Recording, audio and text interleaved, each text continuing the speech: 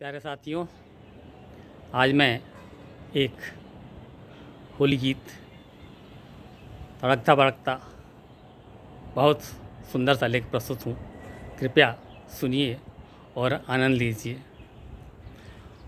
होली खेल तू जम के घूघटवारी, होली खेल तू जम के घूघटवारी, होली खेल तू जम के घूघटवारी, होली खेल तू जम के घूघटवारी,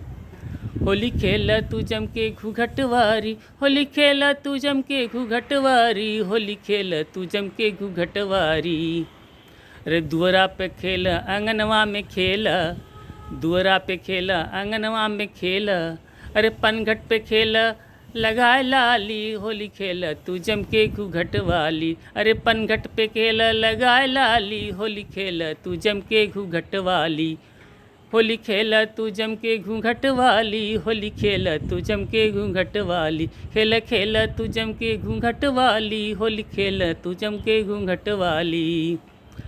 अरे नंदी से खेल भौजैया से खेल, नंदी से खेल भौजैया से खेल,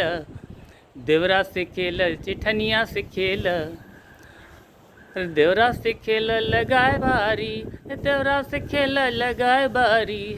होली खेल तू जम के घूघट वाली, होली खेल तू जम के घूघट वाली, होली खेल तू जम के घूघट वाली,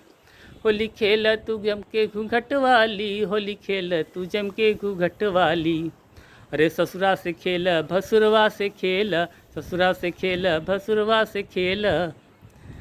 जेठनिया से खेल सासू से खेल, जेठनिया से खेल और सासू से खेल,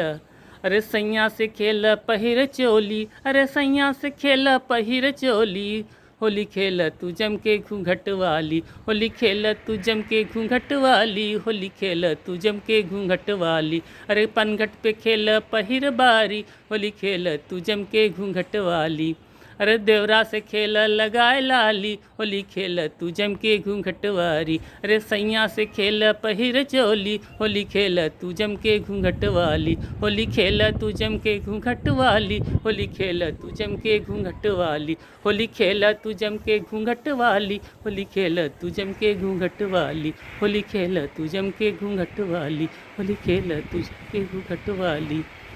थैंक्स फॉर वॉचिंग। धन्यवाद।